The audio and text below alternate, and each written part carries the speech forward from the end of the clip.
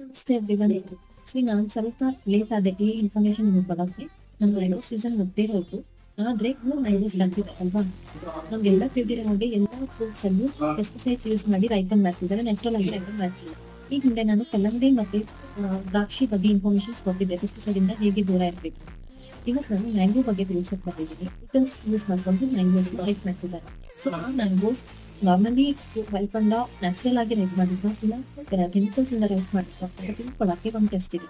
ಈ ಮ್ಯಾಂಗೋ ತಗೊಳ್ಳಿ, glass of ವಾಟರಲ್ಲಿ ವಾಟರಲ್ಲಿ drip ಮಾಡಿದಾಗ ಅದು ಕೆಳಗಡೆ ಹೋಗಿ ಸೆಟಲ್ ಆದ್ರೆ ಆ mango pure mango naturally ripen ಮಾಡಿದ್ದು. ಒಳ್ಳೆ ಮ್ಯಾಂಗೋ ಫ್ಲೋಟ್ ಆದ್ರೆ ಇದ್ರಲ್ಲಿ ಫ್ಲೋಟ್ ಆದ್ರೆ ಸೆಟಲ್ ಆಗಲಿಲ್ಲ ಕೆಮಿಕಲ್ಸ್ ಇಂದ ರೈಪ್ ಮಾಡಿದ್ದು.